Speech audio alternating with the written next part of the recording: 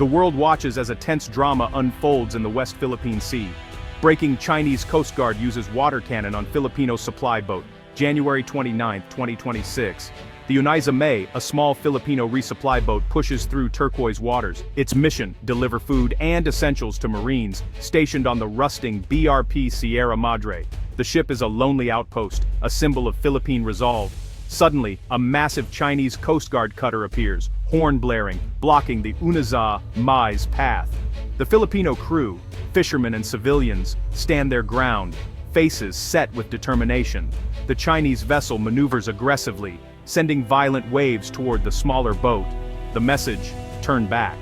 The Filipino captain refuses, gripping the wheel, eyes fixed on the horizon. He knows this mission is about more than supplies. It's about defending his country's rights. Without warning, water cannons erupt from the Chinese ship. Jets of water slam into the Uniza May, shattering windows and flooding the deck. The crew scrambles for cover, battered but unbroken. The water is a weapon, meant to disable, not kill. The boat groans under the assault, but inches forward. This is not an isolated incident. It's a recurring flashpoint in a critical waterway. The world is watching a microcosm of a larger struggle, a rising superpower versus a determined nation. The courage of the Uniza May's crew is a testament to Filipino resolve. They are on the front lines of a 21st century conflict, fought with blockades, water cannons, and willpower.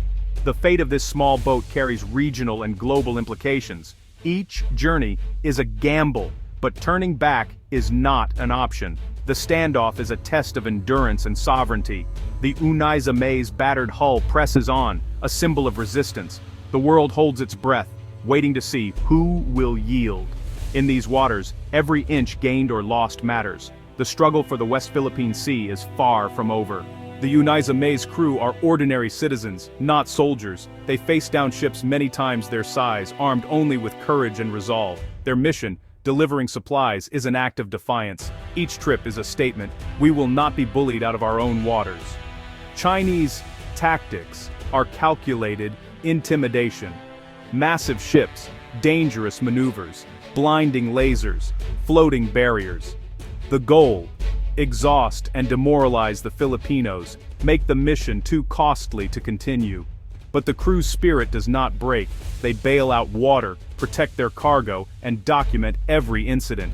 A camera records the assault, turning evidence into a weapon. The footage will show the world the reality at sea. The contrast is stark state-sponsored might versus a civilian supply boat. It's a real-life David and Goliath story, with global consequences. The persistence of the Filipino crew is a powerful symbol of resistance. Their courage inspires their nation and others watching around the world. Each successful mission is a victory against overwhelming odds. The camera is their shield and sword, exposing the truth. The world cannot ignore what it sees. The Uniza May's journey is a reminder: small acts of bravery can shape history. The struggle is not just for territory, but for dignity and justice. The fight continues, one voyage at a time. The Uniza May's destination is the BRP Sierra Madre. Once a U.S. tank landing ship, it was deliberately grounded on 2nd Thomas Shoal in 1999. Now it's a rusting hulk, more shipwreck than warship, but its presence is a powerful symbol of Philippine sovereignty. The Marines stationed here endure isolation, heat, and constant Chinese surveillance. Their lifeline, the resupply missions that brave the gauntlet at sea. The Marines' presence turns a legal claim into a living reality. China wants the ship gone, hoping its decay will erase the Philippine claim. The Philippines works to reinforce the vessel. China tries to block repairs. The ship itself is a battleground. Its survival is a race against time. The Sierra Madre is more than metal and rust. It's a story of defiance. It stands as a human flag in contested waters. Its continued presence is a testament to Filipino resolve. Even a decaying vessel can project national will. The Sierra Madre endures, a silent monument to sovereignty. China's Coast Guard uses gray zone tactics, coercion, and intimidation that stop short of war. State-backed militia boats, disguised as fishermen, swarm and harass Filipino vessels. This constant tension creates ambiguity and paralyzes response. If the Philippines fights back, China can claim to be the victim. The strategy forces smaller nations to choose between conceding rights or risking conflict. China advances its claims without firing a shot, building artificial islands and blocking access. These actions defy international law and the 2016 arbitral ruling. By ignoring the law, China tries to make its control permanent. The Philippines' refusal to back down is a stand for peaceful, lawful resolution. The standoff is about more than territory, it's about the rules that govern the world. The West Philippine Sea is a vital artery for global commerce. 1/3 of world shipping passes through these waters, trillions of dollars at stake. Any conflict here would disrupt supply chains and threaten the global economy. China's actions challenge freedom of navigation, a cornerstone of international law. If one nation controls these waters, it sets a dangerous precedent for the world. For the Philippines, the stakes are immediate fish stocks, oil and gas, vital to its economy. Chinese vessels block Filipino fishermen and prevent resource access. The conflict is a direct assault on the Philippines' economic future. For China, control means securing trade and resources, but at the cost of its reputation. The world is watching. Will China act as a responsible power or a coercive one? The outcome will shape global trade and security. The stakes could not be higher. China's aggression has revived the U.S.-Philippines alliance. The 1951 Mutual Defense Treaty now has new urgency. Washington has clarified attacks on Philippine vessels in the South China Sea trigger the treaty. Joint military exercises have grown in size and complexity, sending a clear message to Beijing. U.S. naval patrols reinforce the commitment to a free and open Indo-Pacific. The alliance provides security, intelligence, and training, leveling the playing field. But the Philippines knows it cannot outsource its defense. The alliance is a tool. Filipino resolve gives it meaning. The goal is deterrence, not provocation. By building coalitions with the US, Japan, Australia, and Europe, the Philippines resists isolation. Collective action makes it harder for China to pressure a single country.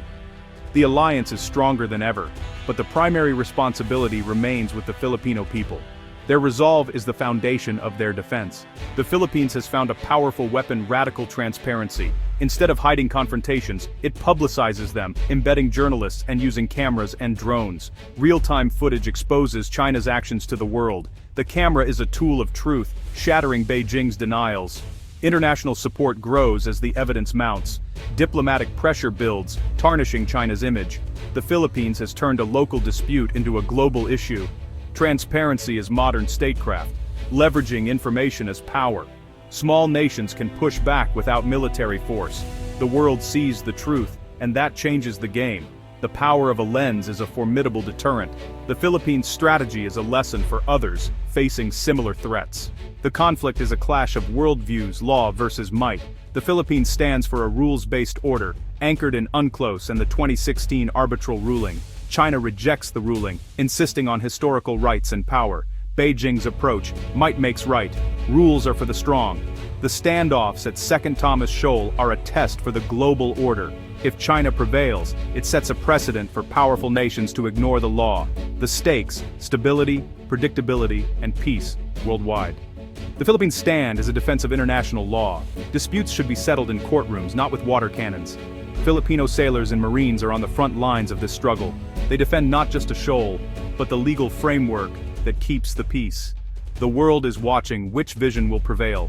The fight is for a world governed by law, not force. The West Philippine Sea story is about the human spirit. National strength is measured by courage, unity, and principle, not just ships or wealth. The quiet determination of supply crews and Marines is the Philippines' true power. The country's strategy is a masterclass in countering coercion with creativity and resolve. By combining restraint, transparency, law, and alliances, the Philippines has forged an effective response. It has refused to be intimidated or to escalate. There is a path between surrender and war. The struggle is ongoing, but brute force cannot extinguish a nation's will. China's aggression has awakened a more unified, determined Philippines. The ripples of this conflict touch every nation that values a rules-based world. The stand of Filipino sailors matters far beyond their shores. Ordinary people, through extraordinary acts, defend the global order. The unyielding spirit in the West Philippine Sea is a beacon of hope for all.